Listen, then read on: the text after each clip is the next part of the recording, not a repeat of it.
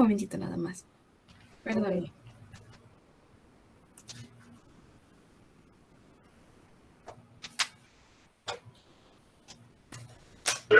Doctora, Sí. me comenta mi compañero Flores Dorantes que acaba de salir de un curso de parto en la facultad y ahorita va para su casa, pero sí está conectado ahí por cualquier cosa. Ok.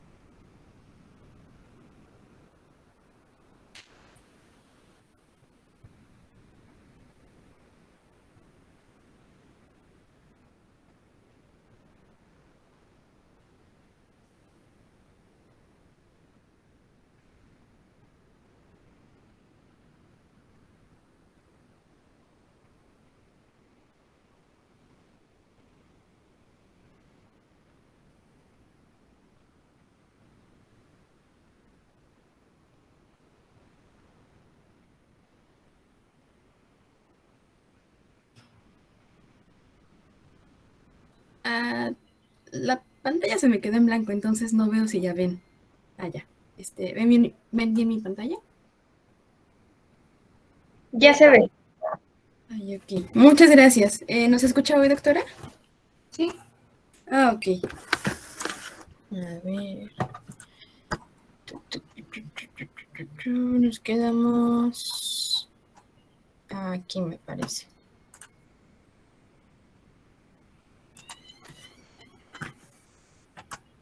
Ok, ya estoy proyectando. Nos habíamos quedado ya en la última parte de gastritis por Helicobacter pylori. Recordemos que es la forma más frecuente de gastritis crónica. Y bueno, en la última clase las imágenes no aparecieron por un error en las transiciones, así que ya mejor las separamos. Aquí en esta edición de plata vemos como parte de la morfología que la Helicobacter pylori se va a concentrar en el moco superficial de las células epiteliales, en las regiones, claro, de la superficie y cuello. Si se dan cuenta, la distribución es irregular, es decir, no forma cúmulos continuos. Ahora bien, recordemos que este tipo de gastritis tiende a limitarse al antro del estómago. ¿De acuerdo? Entonces, la mucosa antral infectada por Helicobacter pylori va a tener una apariencia eritematosa y de aspecto nodular. No olviden que en caso de una infección por Helicobacter pylori, si esta es muy larga o muy intensa, puede expandirse hasta llegar al cuerpo y fondo gástrico. ¿De acuerdo? Pero lo más usual es que se limite al antro. Aquí nada más está la imagen para ejemplificarlo. Distribución en mucosa. Si no escuchan o cualquier cosa, por favor, avisen. Ok. Hablábamos también, por último, por parte de gastritis por Helicobacter pylori, sobre el infiltrado inflamatorio.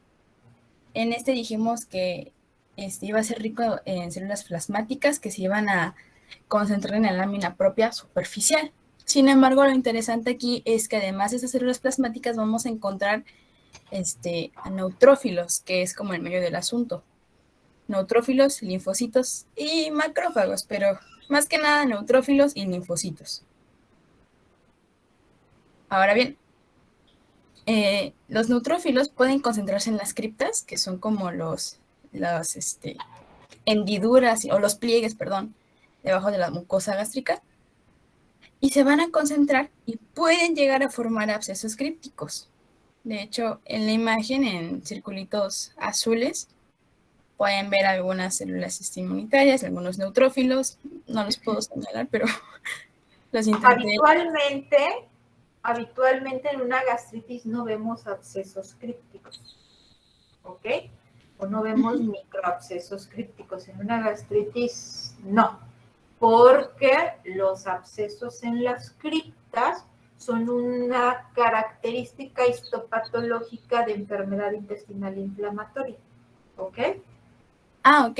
Me apareció que también podían salir en colitis, pero eso me apareció después. En el capítulo las mencionaban en... Precisamente la colitis pertenece, la CUSI, que es la colitis ulcerativa crónica, pertenece al grupo de enfermedades intestinales inflamatorias. En una gastritis no vemos abscesos en las criptas, ¿ok?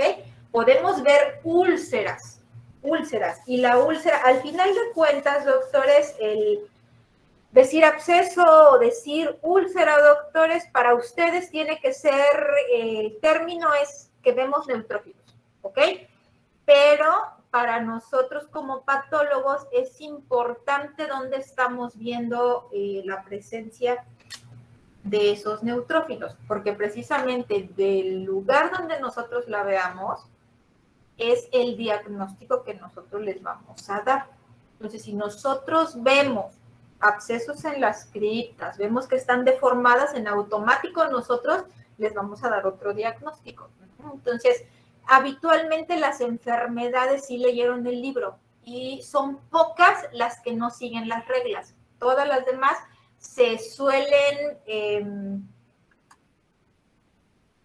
seguir el cuadro clínico y el cuadro histopatológico, ¿ok?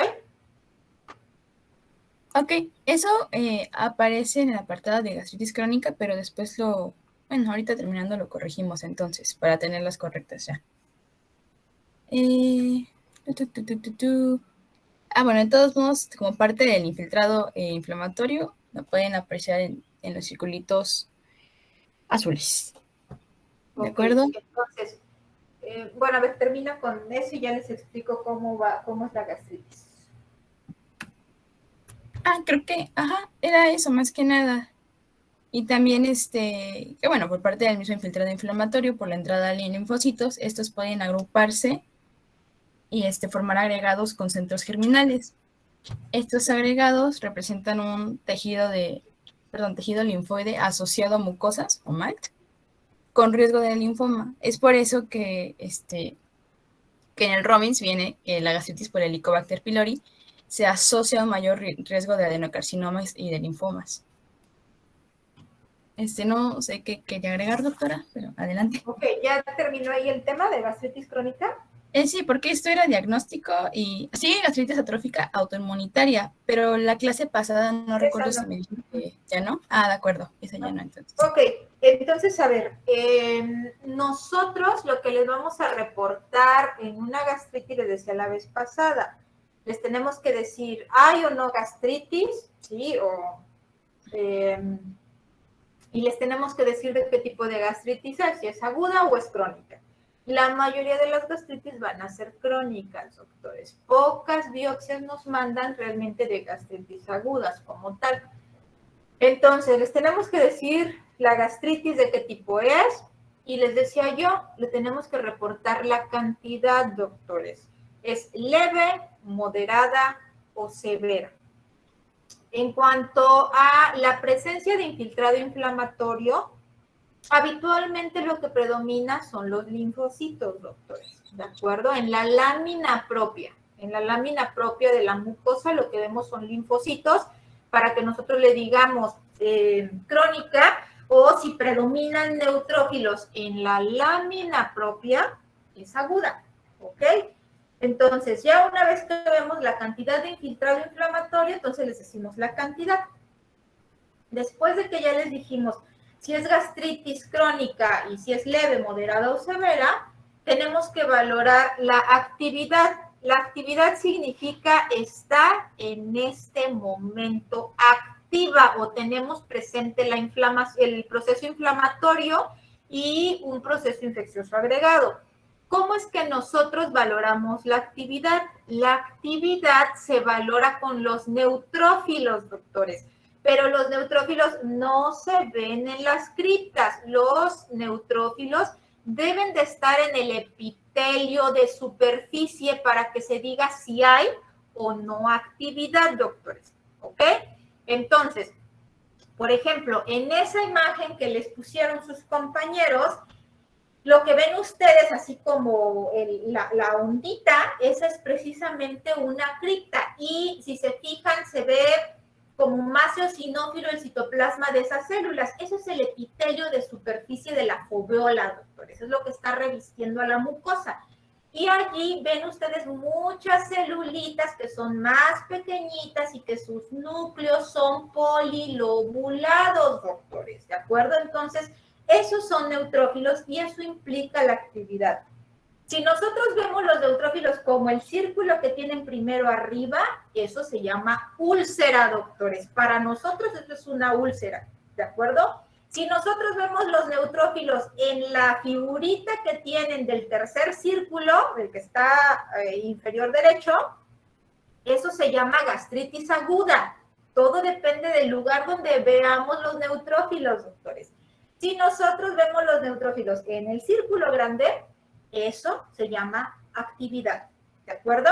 Y la actividad tenemos que reportarla igual, leve, moderada o severa, dependiendo de la cantidad de neutrófilos que veamos en el epitelio de superficie. Una vez que ya les reportamos actividad, tenemos que valorar si hay o no metaplasia. Recuerden que la gastritis es un proceso inflamatorio, ¿ok? Que los procesos inflamatorios causan irritación y el mecanismo de adaptación celular a la irritación, doctores, o al proceso inflamatorio, es la metaplasia.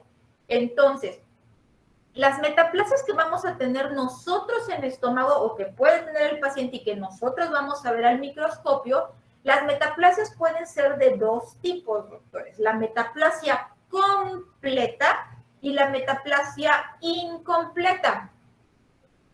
La metaplasia completa, doctores, se llama así porque lo que vamos a ver van a ser células caliciformes y células de, ya sea células de Panet o borde en cepillo. Casi siempre vemos borde en cepillo y células caliciformes. Y entonces, si vemos ambos componentes, eso se llama metaplasia intestinal completa. Recuerda a un intestino tal cual, doctores, por eso se llama así. Y la otra metaplasia que existe es la metaplasia incompleta. En esta metaplasia solamente vemos alguna de las dos células. O vemos caliciformes o vemos borde en cepillo, uno de los dos. ¿Cuál es la importancia de que ustedes sepan qué tipo de metaplasia es? Bueno, pues lo importante de la metaplasia es porque la metaplasia incompleta habitualmente es la que está asociada al desarrollo de adenocarcinoma, doctores, ¿de acuerdo? Una vez que ya vimos si tiene o no tiene metaplasia, doctores, esa no se mide en cantidad. A eso solamente les tenemos que reportar cómo es la metaplasia. ¿Es completa o es incompleta? Y si ya vimos si tiene o no tiene metaplasia, ahora lo que les tenemos que reportar, doctores, es si hay o no Helicobacter. Habitualmente cuando nosotros vemos una gastritis crónica con actividad y todo eso, habitualmente vamos a encontrar un microorganismo, doctores, y casi siempre es Helicobacter. Ahora, buscamos el Helicobacter. Helicobacter solo lo debemos de buscar en la superficie de la mucosa, doctores. No va a estar hasta lo profundo, en la lámina propia, en las criptas, no, doctores. Hasta allá abajo no llega Helicobacter. Helicobacter se queda en la superficie porque ahí es donde logra modificar el pH gástrico, no en la profundidad, ¿de acuerdo? Entonces, siempre lo vamos a buscar en la superficie. Y tenemos que ponerle igual cantidad, leve, moderada o escasa, moderada y abundante cantidad de Helicobacter, ¿de acuerdo? Esa es una foto muy bonita, es una tinción de plata que se llama Wartin-Starry, doctores, y lo que hace es que tiñe en oscuro esos palitos que ven ustedes negros, ¿sí? Unos que ven redonditos son los núcleos, y los otros son palitos, ahí como si fueran pedacitos de espagueti, doctores. Ese es el Helicobacter. Eso es en lugares donde hay tinción de plata y donde se quiere hacer más educativo realmente, doctores. En la mayoría de los hospitales, doctores, diagnosticamos Helicobacter pylori en tinción de hematoxilina y eosina. En la tinción de hematoxilina y eosina se ve muy bien Helicobacter, no necesitamos una tinción más. Regresa a la imagen que tenía, por favor, Paola. Ok, en esa imagen, en el medio de la glándula, si ustedes se fijan, se ven unos puntos más basófilos, más moraditos, doctores. Arriba del círculo, del primer círculo que tienen allí, el que está más o menos a la mitad, está el grande y está el superior. Arriba de esos, en medio de la glándula, se ven unos puntos más morados. Eso es Helicobacter, doctores, y esa tinción es hematoxilina y eosina. Entonces, no necesitamos una tinción especial para ver Helicobacter pylori. Se puede ver en hematoxilina y eosina. Obviamente, por ejemplo, cuando yo estuve en el Hospital Español de México y para diagnosticar Helicobacter, doctores, es un hospital privado, todo se les cobraba a los pacientes y se les cobraba muy bien, se les hace incluso inmuno. Si el paciente quería o si el gastroenterólogo decía, quiero que le hagan inmuno para Helicobacter, se le corre inmuno para Helicobacter, le iba a pagar el paciente, ¿no? En los hospitales de instituciones, doctores, no le hacemos más que H y E, ¿ok? Hematoxilina y eosina para ver Helicobacter. Ahora, recuerden ustedes, decía Paola que si tenía centros germinales había riesgo de que tuviera linfoma. Ojo, tiene que ser una gastritis que tenga muchísimo tiempo y no una gastritis cualquiera. Habitualmente existe otro tipo de gastritis crónica que se llama folicular. Y la gastritis se llama gastritis folicular crónica porque precisamente lo que hace es que forma, pon la siguiente imagen después del Warthin Starry, Paola. Esa, ok. Lo que ustedes ven en la parte inferior de esa imagen, eso es un centro germinal. Es igualito que lo que tienen los ganglios linfáticos, doctores. Ven en la parte superior, sí, es la mucosa, es el epitelio de superficie, después están las glándulas, es lámina propia, todo se llama lámina propia, y en la parte inferior de esa lámina propia, ustedes se fijan, se ve más basófilo, anfófilo, basófilo, es decir, como entre azul y morado, ¿de acuerdo? Eso corresponde a los centros germinales. Y cuando nosotros vemos eso se llama gastritis folicular porque está haciendo folículos linfoides, ¿de acuerdo? Histológicamente hay otras características que tenemos que buscar para poder decir que ya es un linfoma realmente y no una gastritis, ¿ok? ¿Dudas o preguntas, doctores? Sí, yo tengo una duda. Sí, Frida. Esta gastritis es, pues se puede tratar, ¿no? Pero con alguna planta medicinal se puede curar. A ver. Es que A ver, es que les explico. Sí. Habitualmente para gastritis les tienen que dar no precisamente una planta medicinal. ¿Por qué? Porque el Helicobacter es un agente infeccioso. Entonces, las plantas se dan para tratamientos, muchos de ellos son tratamientos que son causas autoinmunes, de origen desconocido, o sea, que no son infecciosas. Y gastritis crónica por Helicobacter es una causa infecciosa y a fuerza les tienen que dar el antibiótico. Ojo, a todos los pacientes que tienen gastritis les puede dar pirosis, o como si tuvieran reflujo, ¿sí? Por la gastritis o el dolor en el centro, en el epigastrio, doctores, que les van a referir siempre los pacientes, o varios de nosotros sufrimos de gastritis. Entonces, muchos pacientes que sienten ese dolor en la boca del estómago, le dicen ellos, ¿qué hacen? Van a la farmacia y se compran un omeprazol. ¿Ok? Entonces, porque eso se lo venden sin receta. Hasta en la tiendita de la esquina, si van, les venden el omeprazol. Entonces, ¿qué es lo que pasa, doctores? El omeprazol lo único que hace es cambiarles pH. ¿Ok? Todos son inhibidores de la bomba de protones. Lo único que va a hacer es intentar producir más moco para alcalinizar, doctores, y contraproducir o contrarrestar el efecto del Helicobacter. No quita el Helicobacter. Entonces, normalmente los pacientes que toman algún inhibidor de la bomba van a ser pacientes que dejan de tomar el inhibidor de la bomba, el medicamento, y van a continuar con molestias porque muchos de ellos tienen infección por Helicobacter. Y hasta que no les den el tratamiento antibiótico, el paciente no va a mejorar. y nosotros histológicamente nos podemos dar cuenta de aquellos pacientes que solitos se recetan su inhibidor. ¿Ok? ¿Por qué? Porque les provoca cambios histológicos. Y a pesar de que vemos el cambio histológico, buscamos y encontramos el Helicobacter pylori. Entonces, habitualmente las gastritis, el paciente no va a mejorar hasta que erradiquen el Helicobacter. ¿Ok? ¿Hay tratamientos con hierbas? Sí, pero no funcionan para gastritis. De hecho, yo participé en una investigación del CIVIS, creo se llama, un instituto que hay aquí en Xochitepec del IMSS, pero fue, por ejemplo, para colitis y funcionó súper bien de una hierba, el famoso Q5 o algo así se llama, ni sé cómo se llamó el mendigo medicamento. Pero funcionó bien, pero la colitis es otro tipo de cosa y no para todas las colitis, para la colitis crónica e inespecífica les ayuda a los pacientes, pero en el caso de gastritis si no das antibiótico no vas a erradicar el Helicobacter, ¿ok? ¿Por qué? A ver, ¿qué hierba te dan o qué? No, es que bueno, yo iba en la prepa y sí sufría de gastritis y pues cualquier cosita que comía irritante pues me dolía muy feo.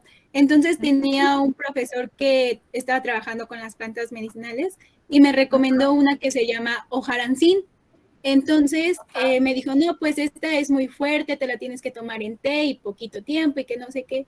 Y sí hubo un tiempo en donde sí ya no lo aguanté porque pues sí me dio muy fuerte el dolor y me tomé en 2 días me tomé 2 como tazas de té y ya con esos sí se me quitó. O sea, ya desde ahí ya no he tenido pues... Probablemente tu gastritis no era por el Helicobacter, ¿ok? Ojo.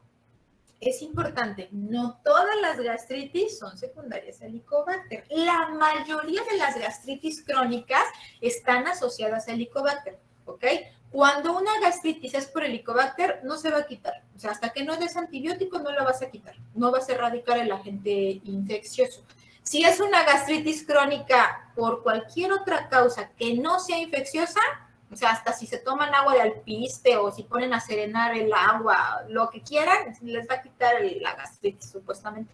¿Okay? Pero si es por el Helicobacter, no se quita hasta que no les dan el antibiótico. Oh, ya. Gracias. ¿Y quién más? ¿No? Continúa, por favor. ¿Quién sigue?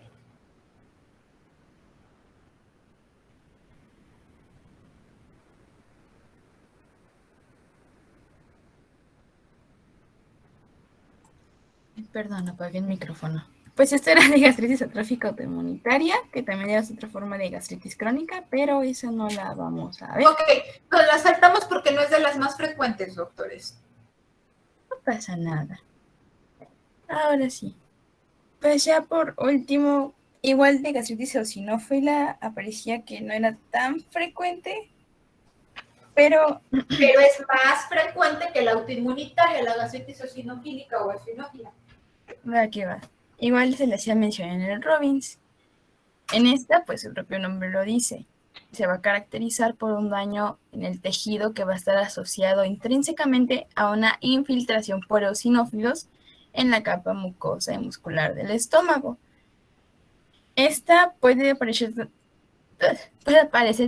tanto en la región antral o pilórica del estómago, generalmente en el antro. Sin embargo, se puede extender a otras regiones del tubo digestivo.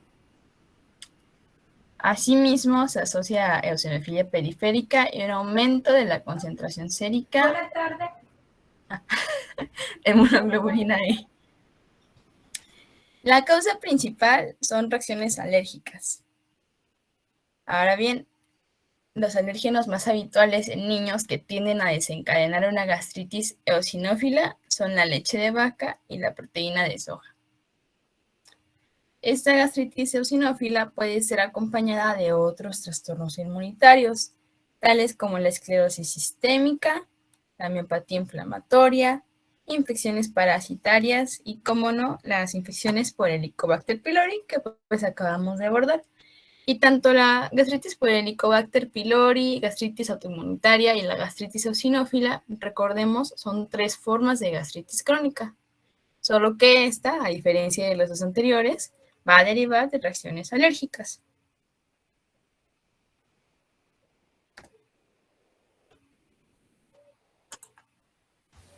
Bueno, continuando con úlcera péptica aguda, bueno, estas son lesiones pépticas agudas focales que son una complicación por el tratamiento con AINES y también se pueden asociar a un estrés fisiológico o intenso. Y bueno, entre estas lesiones podemos encontrar a las úlceras por estrés, que estas úlceras casi siempre afectan a pacientes que están en un estado crítico por shock, por septicemia o traumatismos graves. Las úlceras de Curling, estas se localizan en el duodeno proximal y bueno, también estas están asociadas a traumatismos o quemaduras graves. Y las úlceras de Cushing, estas aparecen en el estómago, en el duodeno, en el esófago, y esto casi siempre es en pacientes que tienen alguna enfermedad intracraneal o también se pueden asociar a una alta incidencia por perforación. ¿Le puedes pasar a la siguiente, Pau? Y bueno, aquí puse, son las que les acabo de mencionar, las de Cushing y las de Curling. Es una imagen de cómo se puede ver la úlcera. ¿Le puedes pasar a la siguiente, porfis?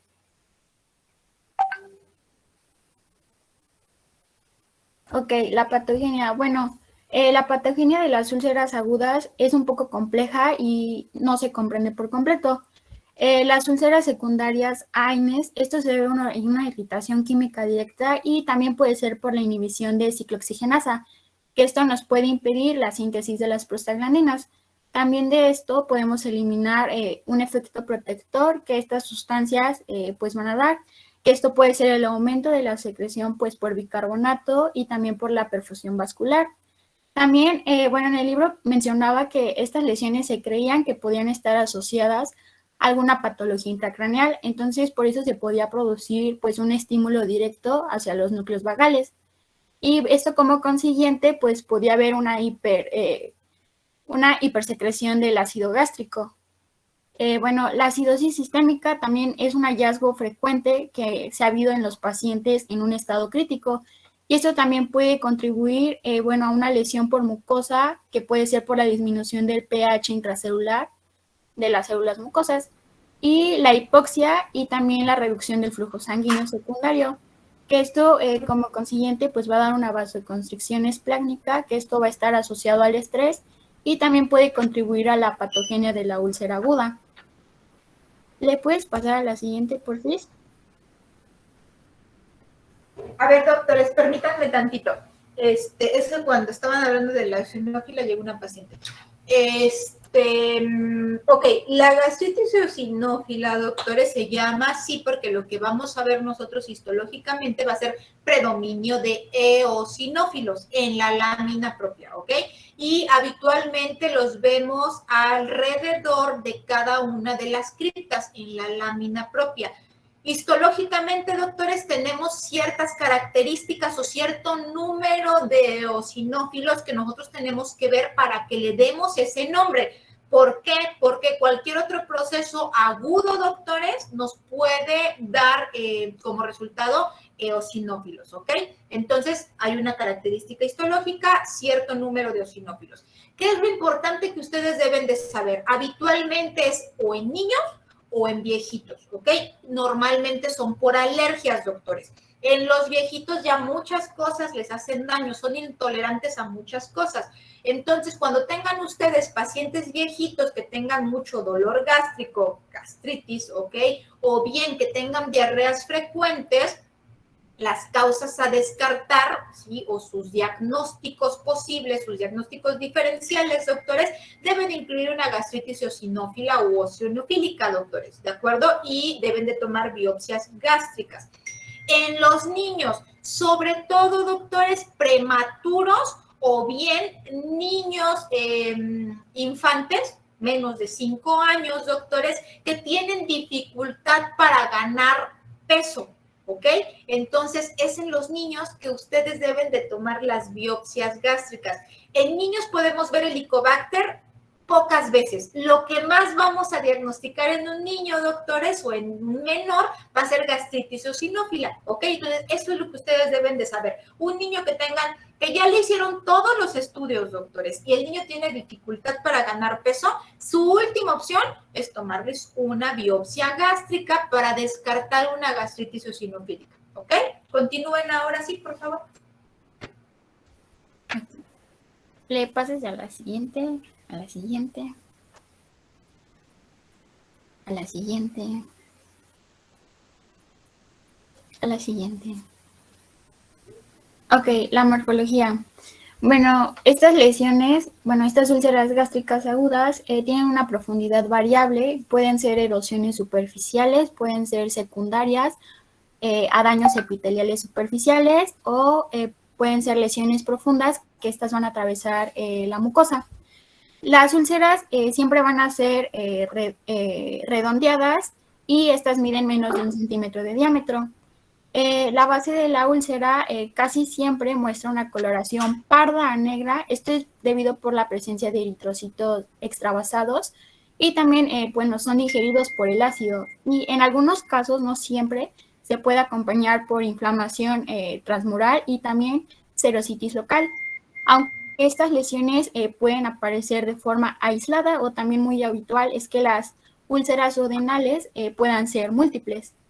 Y las úlceras agudas a estrés, estas van a estar bien delimitadas y la mucosa adyacente básicamente es normal, aunque también puede encontrarse alguna sufusión de sangre en la mucosa o en la submucosa, y así como cierto grado de reacción inflamatoria. En estas úlceras nunca se va a observar la cicatrización o el engrosamiento de los vasos, porque esto va a ser característico de las úlceras pépticas crónicas. Y la curación o repitelización, esto se produce a días o semanas después de haber eliminado todos los factores lesivos. ¿Le puedes pasar a la siguiente, Joaquín? Ok, entonces, ¿cuál es el sitio más frecuente para las úlceras gástricas? Puede ser en el estómago, en el esófago o en el duodeno. No, en el estómago estamos hablando. Okay, específicamente, ¿dónde? Sitio.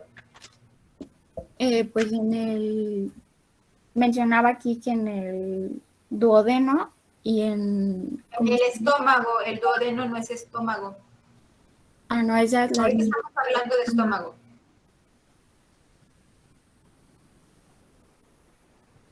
¿Alguien más del equipo? ¿Nadie? No lo leyeron porque... En el antro, sí, en el antro. Yo recuerdo que... ¿En qué parte? Sitio anatómico, no histológico. Sitio anatómico. ¿En qué parte del estómago? ¿En cuál de las áreas del estómago? ¿Cómo se divide, no histológicamente, anatómicamente el estómago?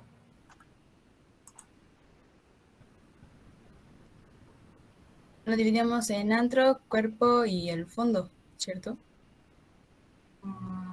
Ok, ahora, a ver. Cuando ustedes ven un estómago, ¿sí? Por fuera, así, sin que lo corten, el antro es dentro. Son las capas histológicas. Por fuera, anatómicamente, ¿qué partes le identifican al estómago? Así, abren el muerto o el paciente, ustedes ven un paciente, ¿ok? Lo abren y ¿qué le identifican al cuerpo, al estómago?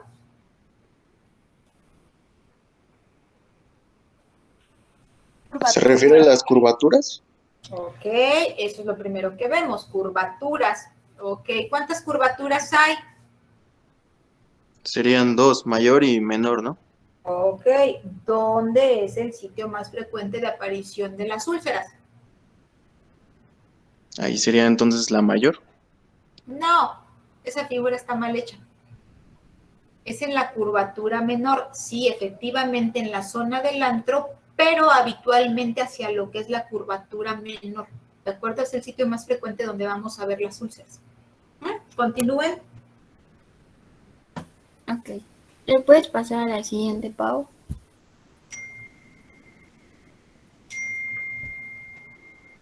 Y las características clínicas de las úlceras gástricas, como se van a destacar que puede haber náuseas, vómitos, hematemesis con un aspecto en pozos de color café. Y bueno, también puede haber alguna hemorragia que puede estar asociada a erosiones o por las úlceras gástricas superficiales, que esto es posible y tampoco puede ser necesario realizar algún tipo de transfusión. Esto es casi siempre en el 1 o 4% de los pacientes. Y como otras complicaciones también puede haber una perforación y también reducir las repercusiones de las úlceras por estrés. ¿Le puedes pasar a la siguiente, Pau?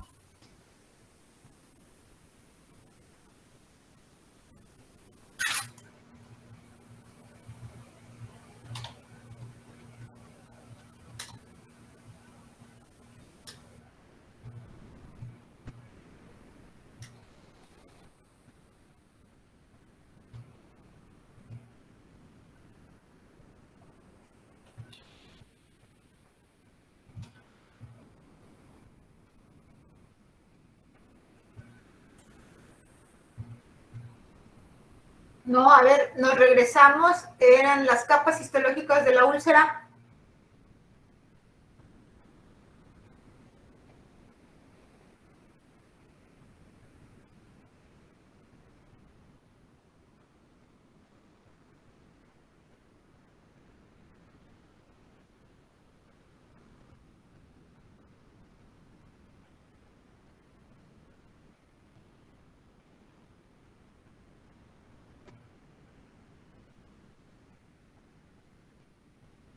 ¿No lo investigaron? Ok, continúen entonces. Yo busqué eso en el libro, pero en el Robbins no aparecía eso. Entonces, Que si viene, encontré. Y si viene, ¿qué hacemos? No, bueno, es que yo utilicé la anterior edición porque no tengo la Viene. actual. Entonces, esa, Viene bueno, yo en busqué todas en las ediciones del Robbins. En todas las ediciones del Robbins, si buscas úlcera, aparecen sus capas. Ok, lo van a estudiar, doctores. ¿Me puedo investigar? Sí. A ver. Bueno, no sé si se refiere a qué es la necrosis, que es el infiltrado inflamatorio mixto, Luego, que son linfocitos y neutrófilos. Después estaba el tejido de granulación, que son los vasos de neoformación y angiogénesis. A ver, ok. Primero, ¿cuál fue? Otra vez, Frida. Necrosis. Sí, necrosis. Después. Y va a tener el infiltrado inflamatorio mixto. Agudo. Es agudo. Ok. Después. Y vamos a tener el tejido de granulación. Tejido de granulación y fibrosis.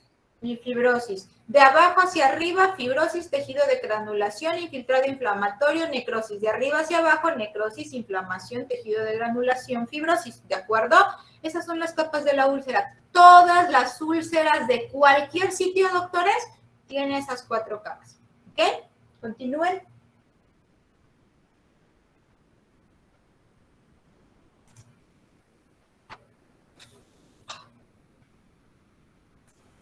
Buenas tardes, doctora. Buenas tardes, compañeros.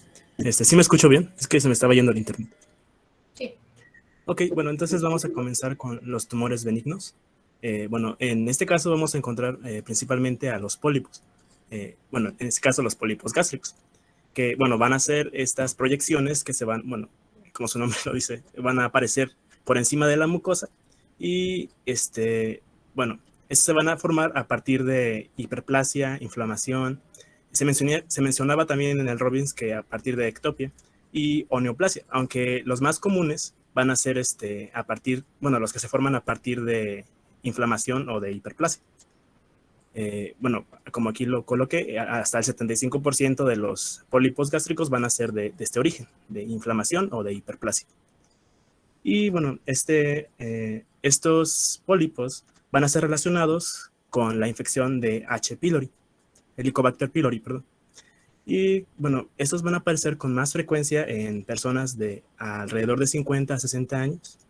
Y también se van a asociar a gastritis crónica y, bueno, esta va a dar lugar a la lesión que va a provocar hiperplasia reactiva y va dando lugar a los pólipos. ¿Le puedes cambiar a la siguiente, por favor? Ahí tengo una imagen histológica de cómo se observa más o menos el pólipo. Dice que a nivel microscópico se van a poder observar glándulas foveolares alargadas o elongadas que van a estar en forma quística. No sé si esto lo representa exactamente bien, doctora.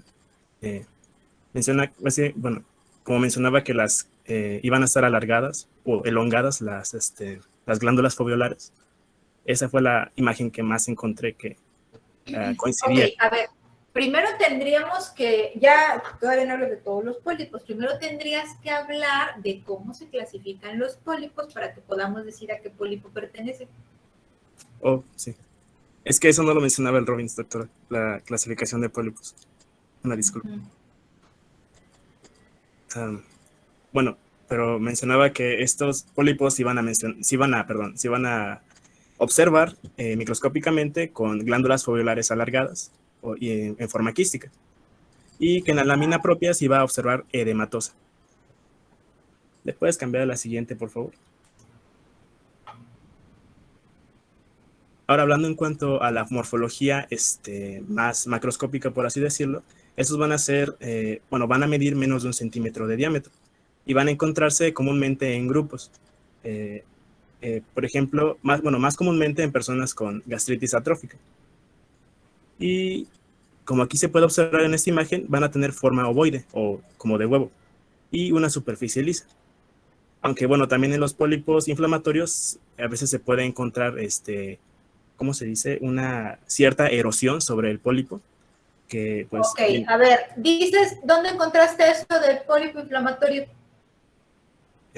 ¿La imagen o Estás mencionando pólipo inflamatorio y dices que no venía en el Robbins y dices ahí pólipo hiperplásico. Ah, no, sí, una disculpa, pensé que se refería a... Es que había otros como pólipos pediculados y pólipos de otro tipo. Esa es macroscópica. Ok, bueno, entonces sí, están los pólipos hiperplásticos y los pólipos inflamatorios.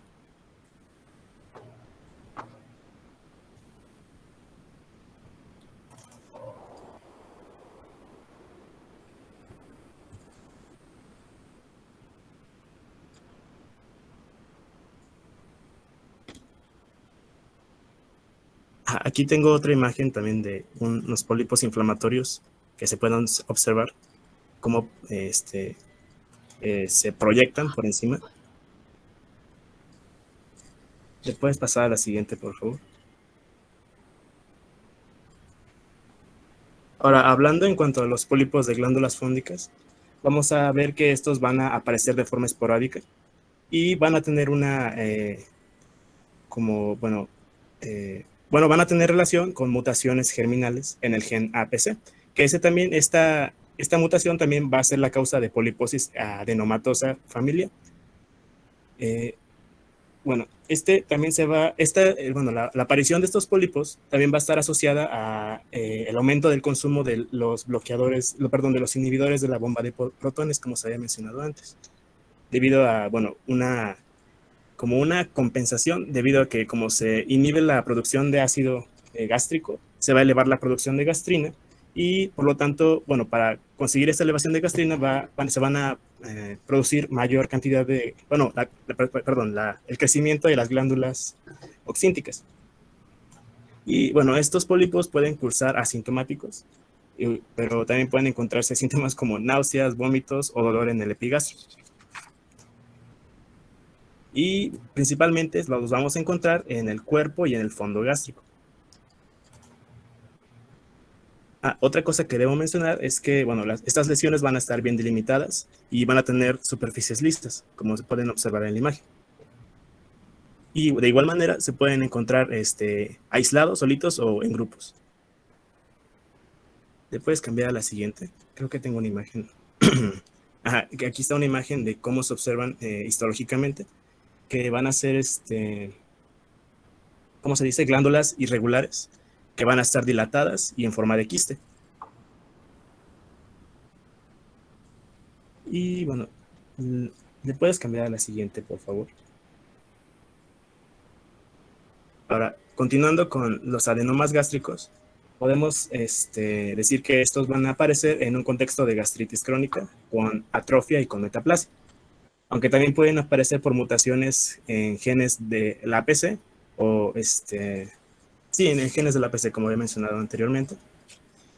Al menos el 10% de estos, al menos estos van a representar el 10% de todos los pólipos gástricos y van a aparecer con mayor frecuencia en cuanto la persona vaya creciendo. Entre más edad, van a aumentar la probabilidad de aparecer. Y se van a encontrar principalmente en pacientes de 50 a 60 años, afectando más a hombres que a mujeres. Hasta 3 veces más afecta a hombres que a las mujeres. Y si estos se vuelven suficientemente grandes, pueden convertirse en adenocarcinomas. Si son mayores a 2 centímetros de diámetro, hay una probabilidad alta de que exista, un 30% de probabilidad de que se conviertan en adenocarcinoma. Y bueno, histológicamente van a mostrar displasia. ¿Le puedes pasar a la siguiente, por favor?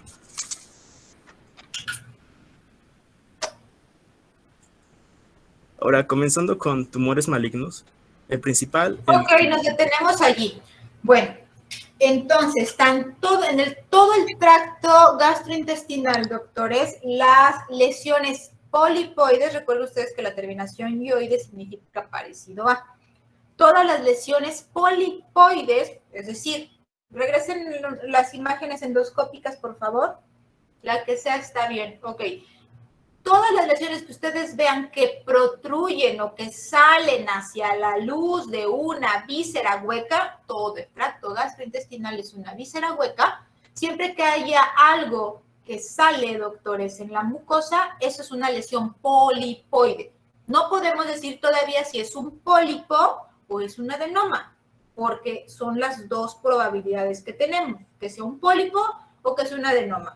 ¿Cuál es la diferencia entre pólipo y adenoma, doctores? El adenoma siempre tiene displasia, el pólipo no. Por eso su libro les dice que tiene potencial maligno el adenoma. ¿Por qué? Porque una displasia, si continúa progresando, va a dar lugar a una lesión maligna, doctores, ¿de acuerdo? A un adenocarcinoma. Los pólipos, doctores, siempre van a ser benignos y los pólipos se clasifican en 3 tipos: hiperplásicos, amartomatosos e inflamatorios. Y cada uno de ellos tiene características histológicas específicas. Los pólipos inflamatorios, doctores, son pólipos que tienen dilataciones quísticas de las glándulas y el contenido de esas dilataciones quísticas va a ser un infiltrado inflamatorio con predominio de neutrófilos. Por eso se llaman pólipos inflamatorios. Si nosotros a ese pólipo solamente le vemos que tiene dilatación quística, doctores, es porque incrementó el número de células, ¿de acuerdo? Y eso es un pólipo hiperplásico. O bien, si en la superficie vemos que tiene una imagen en dientes de sierra la glándula, es porque incrementó el número de células y al aumento de número de células se le llama hiperplasia. El pólipo amartomatoso, recuerden que el amartoma era tejido desorganizado, ¿de acuerdo? Entonces, en el pólipo amartomatoso lo que vamos a ver es que la capa muscular que tendría que estar por debajo de la mucosa, doctores, en este caso hablamos de la muscular de la mucosa, ¿sí? Vemos que hay bandas de músculo que se extienden y alcanzan el epitelio de superficie. Y eso es como nosotros clasificamos histológicamente a los pólipos. El pólipo inflamatorio, doctores, cuando lo vemos en niños menores de 5 años, se llama pólipo juvenil, solo por la edad. Histológicamente corresponde a un pólipo inflamatorio. Los adenomas, doctores. Los adenomas se clasifican también en 3 tipos. Todos los adenomas tienen displasia, doctores. Todos. No como les dijo Brandon, de que si tenían displasia, no, todos los adenomas tienen displasia, ¿de acuerdo? Entonces los adenomas los clasificamos en 3 tipos, adenoma tubular, adenoma velloso y adenoma tubulovelloso, ¿de acuerdo? La displasia en este epitelio que es glandular puede ser displasia de bajo grado y displasia de alto grado, doctores, ¿de acuerdo? ¿Dudas o preguntas? Doctora, dijo que en los pólipos inflamatorios había un alto número de neutrófilos. Sí, el contenido de las glándulas están quísticas y su contenido son neutrófilos. Gracias, doctora. ¿Sí? ¿Alguien más? Doctora, nada más para corroborar, entonces los 3 nombres de los adenomas era tubular velloso y tubulovelloso. Sí. Okay, gracias. Sí, ¿alguien más? ¿No? Ok, continúa, Brandon. Sí, doctora. ¿Le puedes regresar al anterior? Bueno, ándale, en este. Ahora sí, vamos a comenzar con los tumores malignos y comenzamos con el más relevante o el más frecuente, que es el adenocarcinoma. Es la neoplasia más frecuente del estómago y representa hasta el 90% de los cánceres gástricos. Morfológicamente lo podemos dividir en 2, en los intestinales y los difusos. Los intestinales van a formar masas voluminosas y los difusos se van a infiltrar y engrosar la pared gástrica. También van a tener una diferencia en cuanto a la etiología, por así decirlo, bueno, en cuanto a los mecanismos que llevan a su aparición, que ahorita la voy a mencionar, y los síntomas que se van a presentar en un adenocarcinoma, principalmente va a ser dispepsia, disfagia y náuseas. Como estos síntomas son muy inespecíficos, por así decirlo, de esta enfermedad, por lo general se diagnostica en estadios avanzados, ya cuando existe anorexia, cuando existe otras, adelgazamiento y saciedad temprana, cuando existen estos como síntomas un poco más fuertes. Y bueno, ¿le puedes cambiar a la siguiente, por favor? Aquí podemos observar como histológicamente qué diferencias hay entre el adenocarcinoma intestinal y el adenocarcinoma difuso. El difuso va a estar en la parte de abajo, que van a ser células en anillo de sello, se llama, y el de arriba va a ser el intestinal, que son estructuras glandulares, principalmente. ¿Le puedes cambiar a la siguiente, por favor? Ahora, en cuanto a la patogenia, el adenoma carcinal, el adenocarcinoma, difuso, va a asociarse principalmente por ejemplo, a las mutaciones hereditarias en el gen CDH1, que es un gen que, bueno, va a haber una pérdida de función en este gen, que es asociado a supresión tumoral, que va a codificar a la caderina E. Se va a encontrar disminuida esta proteína en tumores gástricos difusos. Y bueno, entonces si existe una disminución de caderina E, va a encontrarse cáncer gástrico difuso. Y ahora, en cuanto a los cánceres gástricos de tipo intestinal, se van a asociar a un aumento de la señalización de la vía WNT, que, bueno, estas mutaciones van a producir pérdida de función del gen de supresor tumoral de la poliposis adenomatosa familiar. Bueno, la mayoría de estas, de los adenocarcinomas distales, se van a aparecer en el antro gástrico y también principalmente van a aparecer en la curvatura menor. Le puedes cambiar a la siguiente, ahí tengo una imagen de uno que aparece en la curvatura menor. Aquí está señalado con flechita. Y bueno, como había mencionado, ahí es donde más va a aparecer frecuentemente. Y bueno, ¿le puedes cambiar a la siguiente, por favor? ¿Y cuál era el sitio más frecuente de úlceras?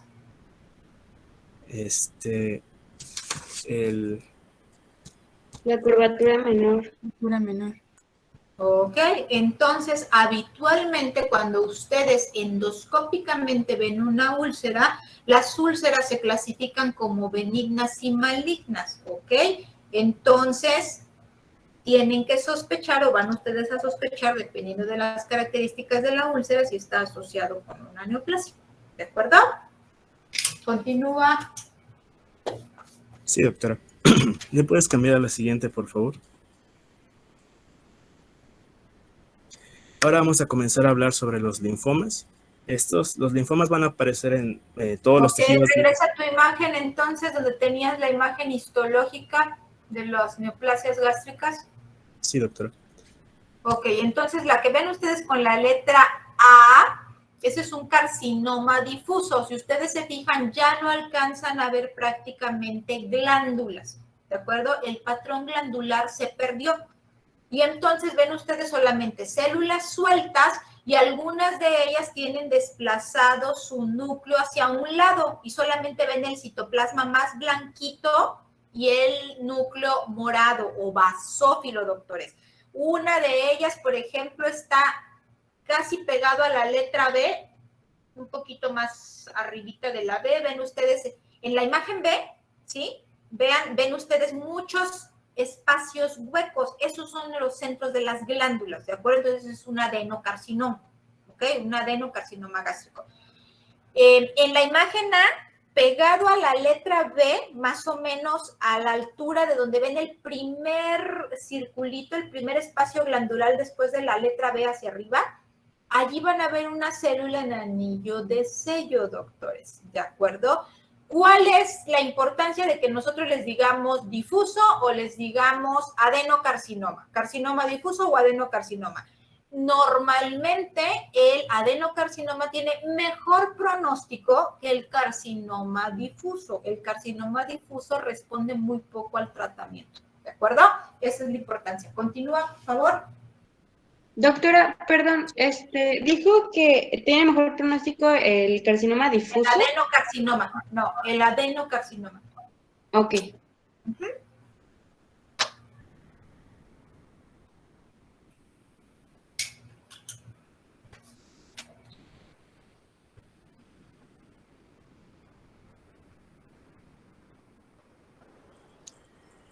¿Le puedes regresar, por favor? Es en linfoma. Ándale, muchas gracias. Ahora, en cuanto a linfomas, vamos a tener que esos van a aparecer en todos los tejidos, pero más frecuentemente en el del tubo digestivo, en el estómago principalmente. Estas neoplasias van a representar al menos el 5% de todas las neoplasias malignas gástricas. Y los más comunes son los linfomas B, de la zona marginal, de bajo grado, extraganglionares. La patogenia pues va a consistir en linfomas B de zona marginal. Bueno, se originan comúnmente en sitios de inflamación crónica, en sitios de MALT persistente. Por lo general, el MALT no va a aparecer en el estómago, pero se puede ser provocado. Ojo, ya no se llama MALT, o sea, como tal, MALT es tejido linfoide asociado a mucosas y eso es normal. ¿De acuerdo? Okay. Anteriormente a los linfomas del estómago o de cualquier sitio que tuviera mucosa se le llamaba maltomas. Ya no se utiliza ese nombre, doctores, desde el 2016, que cambió la clasificación de la OMS, ¿de acuerdo? Habitualmente ahora son linfomas de la zona marginal, los que se originan en el estómago. ¿De acuerdo? Entonces, si a alguien por ahí le pone maltomas, doctores, tache. Y si son médicos ya, doctores, y le ponen maltomas, significa que no están actualizados. ¿Ok? Continúa, por favor. Ok, bueno, entonces, los linfomas de la zona marginal no van a aparecer comúnmente en el estómago, pero se pueden presentar si existe una gastritis crónica. Y va a estar, también van a tener relación con la infección de Helicobacter pylori, que también va a inducir a los linfomas de la zona marginal. Y bueno, los linfomas B se van a originar en zonas o focos de inflamación crónica en el estómago. Van a haber dos etiologías posibles, que puede ser, como ya he mencionado, la infección por Helicobacter pylori o las translocaciones de los genes. En algunos casos, estos tumores van a presentar respuesta a la erradicación de la Helicobacter pylori. Y si no es así, bueno, si no hay una respuesta ante eso, pues se tiene que seguir con el tratamiento que tiene que ver con a tratar no, una disculpa. Bueno, principalmente va a haber una respuesta ante esto, a la erradicación del Helicobacter pylori. Entonces, si no hay respuesta de eso, sabemos que es provocado por la otra etiología, que es la translocación de estos genes. Y bueno, se van a observar como un infiltrado linfocítico denso en la lámina propia. Y bueno, ¿le puedes cambiar a la siguiente, por favor?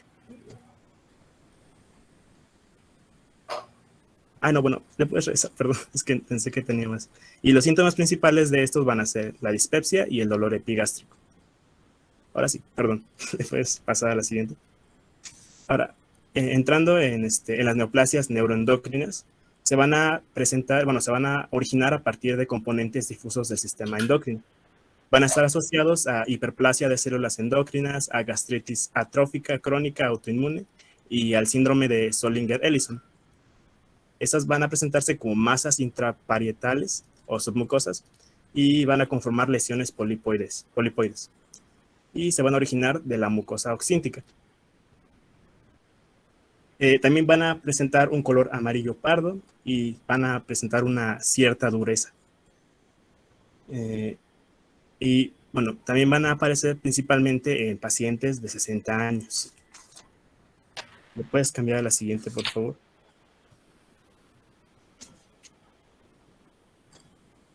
Y ahora continuando con los tumores del estroma gastrointestinal, que también ¿cómo se dice? Se abrevian como GIST o GIST.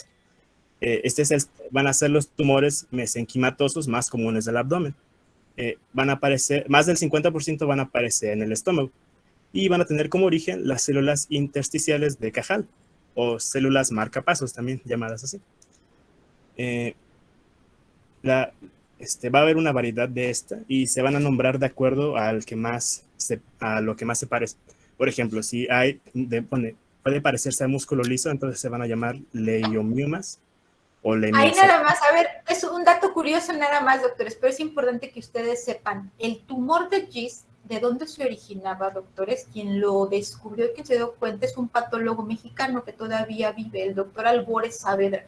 Se hizo famosísimo el doctor y es el que tiene el estudio más grande de tumores del estroma gastrointestinal, ¿ok? Entonces, de hecho, el doctor redactó el libro de tracto gastrointestinal de las Fuerzas Armadas de Estados Unidos, doctores, porque nadie había encontrado dónde se originaba, todos conocían el GIST, pero nunca se habían dado cuenta de dónde se originaban, hasta que el doctor Albores Saavedra hizo un estudio muy amplio y se dio cuenta que se originaban de las células de Cajal, doctores, ¿de acuerdo? Entonces, en cuanto a patología, doctores, y en general, en cuanto a medicina, ya deben de haber sabido, les deben de haber mencionado que la verdad es que los médicos mexicanos destacan muchísimo, doctores. ¿Por qué? Porque lamentablemente en nuestro país somos un país pobre, que trabajamos con lo poco que tenemos y tenemos que ver de dónde sacamos resultados correctos, ¿ok? Entonces, los estudios más grandes que existen de tumor de GIST, de tumores del estroma gastrointestinal, los tiene el doctor Albores Saavedra, ¿ok? Continúa. Sí, y se van a presentar principalmente en pacientes con 60 años de edad. Al menos el 75% de los GIST van a presentar mutaciones de ganancia de función en el receptor de la tirosina sinasa, o abreviado KIT. Y estos tumores... CKIT, y de hecho con eso hacemos el diagnóstico. Ok. Y bueno, estos tumores pueden alcanzar hasta 30 centímetros de diámetro y van a presentarse como masas carnosas, solitarias y bien delimitadas, como se puede observar en la imagen. ¿Me puedes pasar a la siguiente, por favor?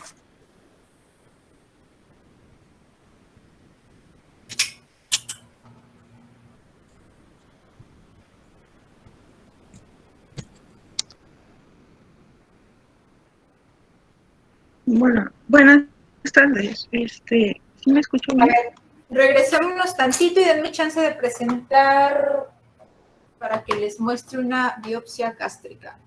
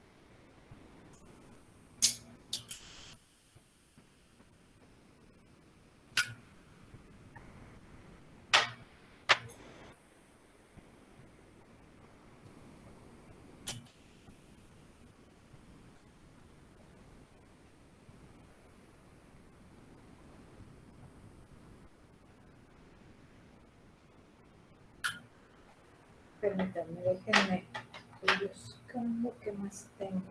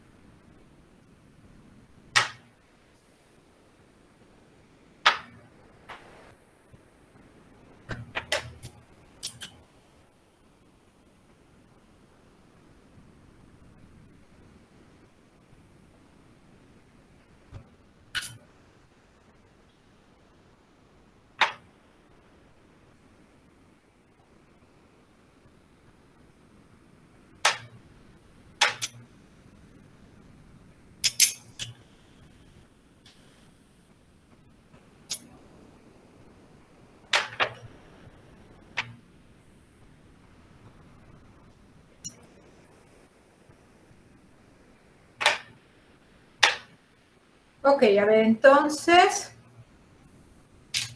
el estómago, doctores, histológicamente está formado básicamente por dos tipos de células. Tenemos más, sí es cierto, tenemos por ejemplo, las neuroendocrinas, doctores, pero esas las tenemos en menor cantidad. Para que nosotros como patólogos podamos identificar en qué parte del estómago nos encontramos, doctores, tenemos que ver primero la biopsia en una imagen panorámica. ¿Ven clara la imagen, doctores? Sí, doctora. Ok, tenemos que verla primero en una vista panorámica. En la vista panorámica ustedes se ubican y esto es la superficie de la mucosa. Esto es la lámina propia, doctores, ¿de acuerdo? Entonces, en el estómago, para poder clasificar en qué región nos encontramos histológicamente, doctores, tenemos que ver el tipo de células que tenemos en la lámina propia. Las células que tenemos son parietales y principales. Las células principales, como son las que producen moco, doctores, tienen un citoplasma más claro. Y las células parietales, doctores, que son las que producen gastrina, tienen un citoplasma eosinófilo. Entonces, cuando nosotros vemos una imagen en panorámica y vemos que sus células tienen sus núcleos hacia la base y la luz, sus citoplasmas se ven claros, me bajo para que lo vean mejor, vean, ¿ok? tenemos los núcleos y sus citoplasmas, sabemos que nos encontramos en antro gástrico, ¿de acuerdo? Entonces, todas estas biopsias corresponden a antro gástrico, doctores, ¿de acuerdo? Vemos que tienen sus núcleos localizados hacia la base de la glándula y los citoplasmas se dirigen hacia la luz de la glándula, doctores, ¿ok? Se dirigen hacia la luz de la glándula y sus citoplasmas son claros o son menos rosas, doctores. Entonces nos encontramos en antro gástrico. Les decía yo que para que podamos ver si tiene o no gastritis una biopsia, pues primero la tenemos que observar así, en panorámica. Esto se llama panorámica. Veo el epitelio de superficie, la puedo valorar perfectamente, tengo lámina propia, ¿ok? ¿Tiene infiltrado inflamatorio? Sí, sí, tiene infiltrado inflamatorio. Entonces, ya de entrada, desde que la veo de panorámica, ¿sí? Si tiene infiltrado inflamatorio, es una gastritis. Ahora tengo que ver qué tipo de infiltrado inflamatorio tiene. Me acerco más. Y el infiltrado inflamatorio que predomina es que se mueve. Espera.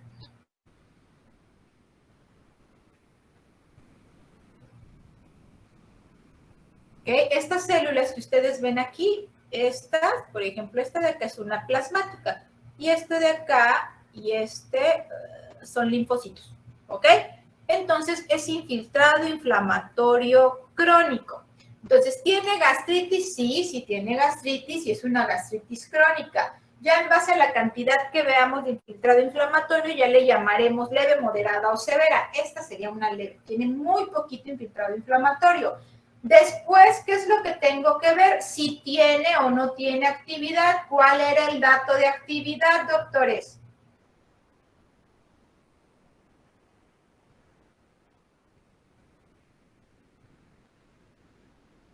Los neutrófilos. ¿Neutrófilos dónde? En el epitelio de superficie. En el epitelio de superficie, ok. Entonces, si se fijan, allí lo que estoy viendo es precisamente la superficie de la biopsia, doctores. Esas son las foveolas, ¿de acuerdo? Entonces, yo quiero donde se vea uno bien, porque sí tiene actividad, pero quiero que vean ustedes bien el neutrófilo. Aquí está.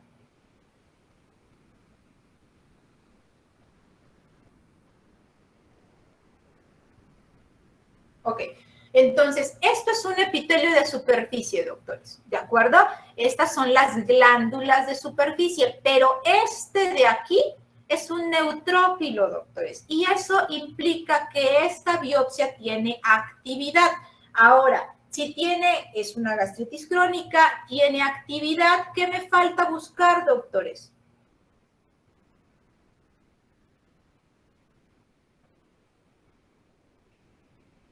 Si hay signos de irritación para determinar si hay o no metaplasia. Ok, no tengo metaplasia, ¿de acuerdo? Ya vi todas las muestras y todas las muestras tienen el epitelio normal, entonces no hay metaplasia. ¿Qué sigue? No era ver si es debido a la bacteria que mencionó. Ok, ¿cuál es la bacteria? Helicobacter. Ok, entonces ahora vamos a buscar si tiene Helicobacter, ¿de acuerdo, doctores? Y dijimos que Helicobacter, ¿dónde lo buscábamos, doctores? En la superficie de la mucosa. En la superficie, ok. Entonces, esto que ven allí es una foveola gástrica y todo esto que ven acá más clarito, eso es moco. Entonces nos acercamos y siempre lo vamos a encontrar en el moco, doctores, el bacilo. Ok, y estos hilitos que ven ustedes aquí, doctores, que se ven más fuertes, más marcados, es Helicobacter, doctores. Y esta es una tinción de hematoxilina y eosina, ¿de acuerdo? Entonces, así es como nosotros vemos la gastritis en las biopsias gástricas. Y esta imagen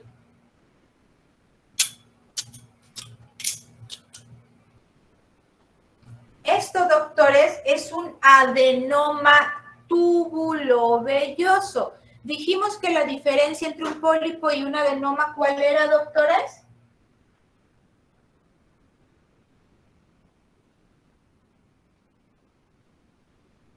¿Una no era que era maligno?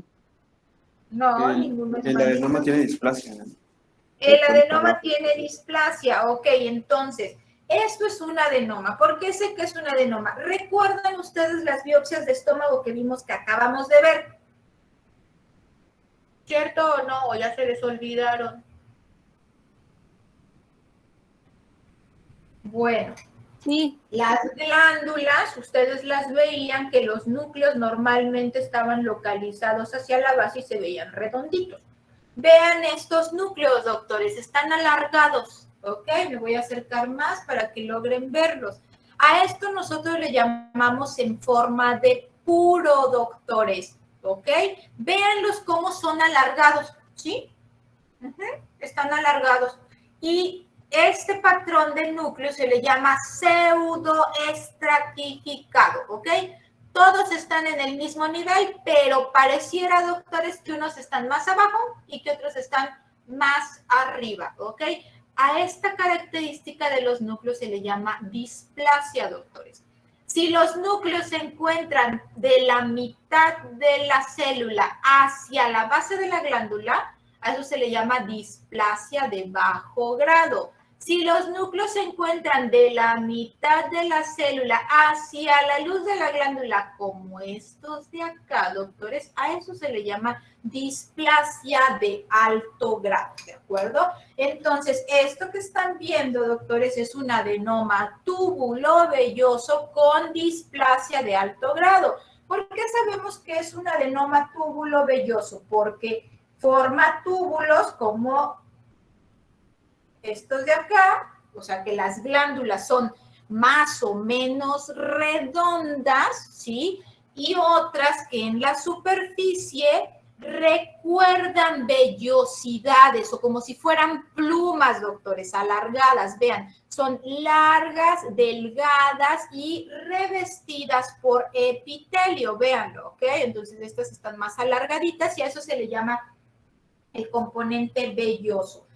La mayoría de los adenocarcinomas que se originan, vean, todo ese es el componente velloso. La mayoría de las neoplasias que se originan en un adenoma, doctores, hasta el 80% se van a originar en un adenoma velloso. ¿De acuerdo? Ok.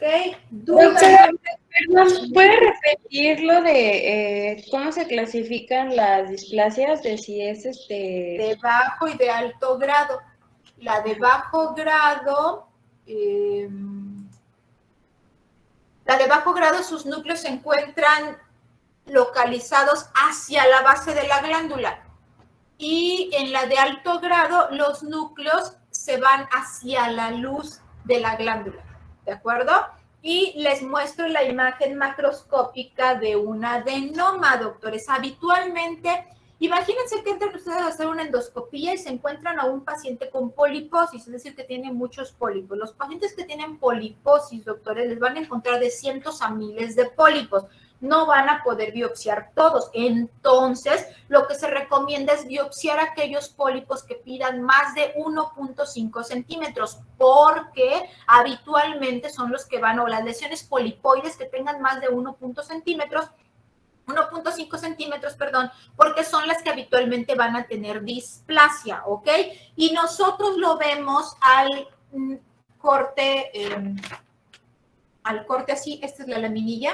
Vean cómo se ve como si fuera un arbolito, doctores. Se ve arborescente, ¿ok? Esto es lo que acaban de ver ustedes al microscopio. Entonces, el centro se ve rojito, doctores, que corresponde a su tallo fibrovascular. Es decir, allí va su vaso que lo está nutriendo y que permite que sigan proliferando esas células. ¿De acuerdo? ¿Dudas o preguntas, doctores? ¿No? En el adenoma, perdón, dijo que la configuración de los núcleos tenía un nombre. Empezaba con la palabra pseudo y se me cortó. No sé si podría. Pseudoestratificados.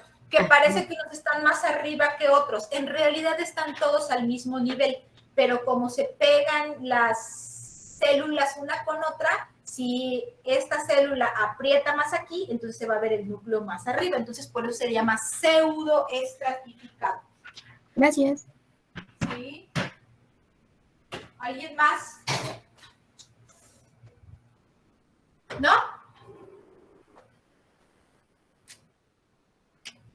¿Ya no hay dudas? Ok, continúen con intestino delgado y van a continuar. Yo una duda mientras ponen la diapositiva. Entonces, A ver, no escuché, no entendí, perdón. yo una duda. En el tumor del estroma gastrointestinal, ¿ya me escucha? ¿Ya? Que si en el tumor del estroma gastrointestinal se ocupa algún marcador. Sí. O, Para diagnosticar tumor del estroma gastrointestinal, el GIST tiene 4 tipos, ¿ok? El más frecuente es el epitelioide. Hay uno que es muy raro, que es el de células claras, doctores. Si, por ejemplo, nos encontramos con un paciente que tiene una lesión localizada por debajo de la mucosa y que sobre todo se ve que sale hacia la cavidad peritoneal, que nos diga el oncólogo, doctores, sospechamos de que se trate de un GIST. Cuando lo metemos al microscopio, decimos, pues sí corresponde con un GIST. Pero, ¿qué sucede con aquellos tumores del estroma gastrointestinal que no se encuentran realmente unidos al estroma gastrointestinal? Entonces, ahí es cuando empezamos a tener problemas, ¿ok? Pero bueno, cuando llegamos al diagnóstico de un tumor del estroma gastrointestinal, estos tumores, doctores, tienen tratamiento blancomolecular, doctores, ¿ok? Tienen un tratamiento específico. Y para que se les pueda otorgar el tratamiento a los pacientes, se pide forzosamente el reporte de patología que tenga que se le hizo ese marcador. El marcador se llama CD117, que nos va a teñir la alteración genética, doctores, que es el c-KIT, que es la alteración que tiene esta neoplasia, ¿ok? Entonces, ya sea que se le reporte como c-KIT positivo o CD117 positivo, ¿de acuerdo? Sí, gracias. Sí.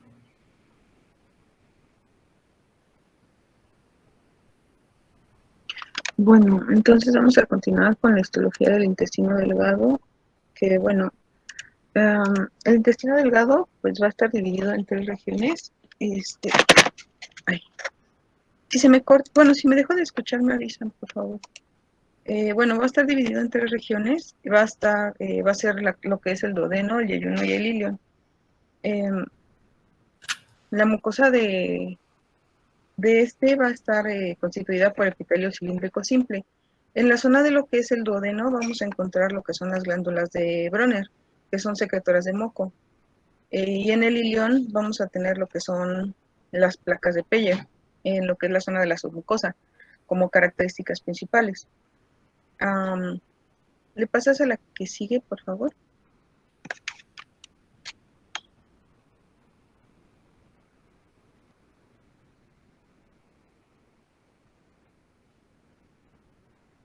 Bueno, aquí tengo 2 imágenes de lo que es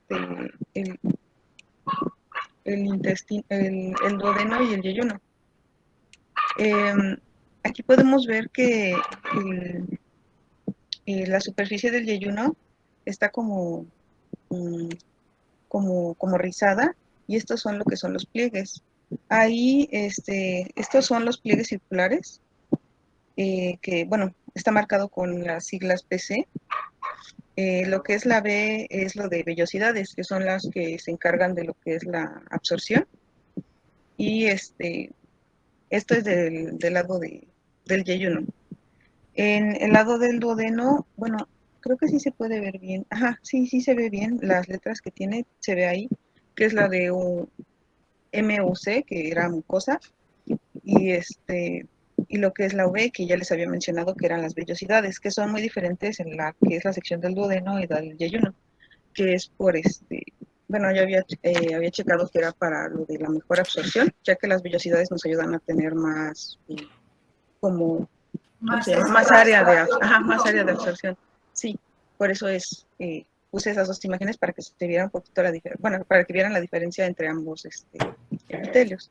¿Le pasas a la siguiente, por favor? Y bueno, esa última ya es del ilión. Podemos ver cómo cambia el epitelio aquí también. Aquí se pueden ver también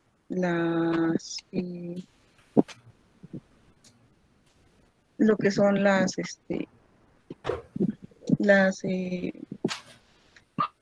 iniciales, bueno, las letras que están ahí. Es que no veo muchos, que está un poquito borroso.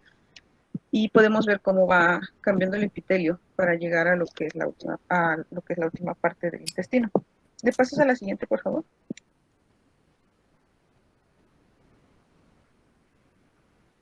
Bueno, aquí en esta diapositiva tenemos lo que son, que vamos a tener a los 5 tipos celulares que constituyen la mucosa intestinal, que son los enterocitos, las células caliciformes, las células de Paneth, las células enteroendocrinas y las células M. Estas, los enterocitos principalmente se van a encargar de lo que son la absorción. Lo que van a hacer es absorber lo que son las sustancias para transportarlas desde lo que es la luz hasta los vasos sanguíneos. Las caliciformes lo que van a hacer es que secretan lo que es la mucina. Las células de Paneth sirven para secretar como sustancias antimicrobianas, como las lisocimas y las alfa-defensinas. Y lo que son las células enteroendocrinas van a producir hormonas endocrinas y paracrinas gastrointestinales. Y finalmente las células M, que son las que sirven para transportar antígenos, más que nada son para lo de la protección del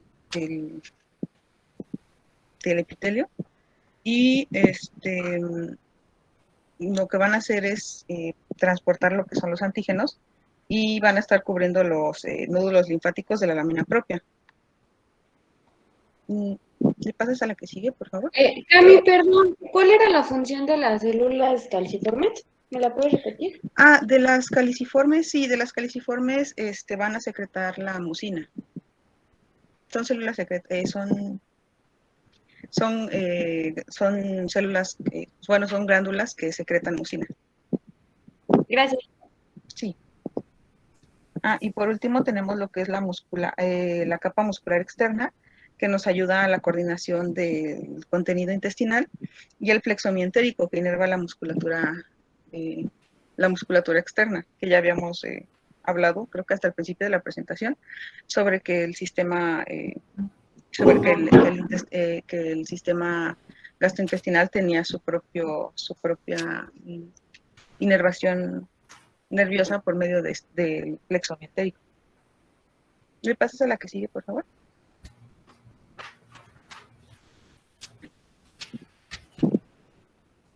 Bueno, creo que de mi equipo es todo. Ahí están nuestras referencias.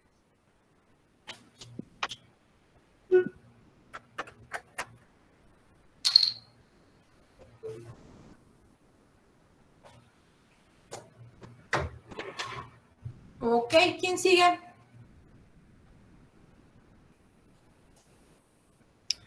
Nosotros, doctora, en un momento presento. ¿A qué hora tienen clase, Pablo? Tenemos una clase de tutorías a las 6. Ok.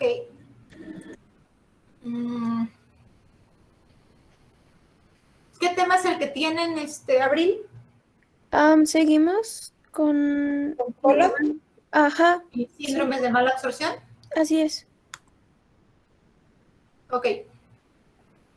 Lo vamos a dejar allí, doctores, para que la siguiente clase, el jueves tenemos clase,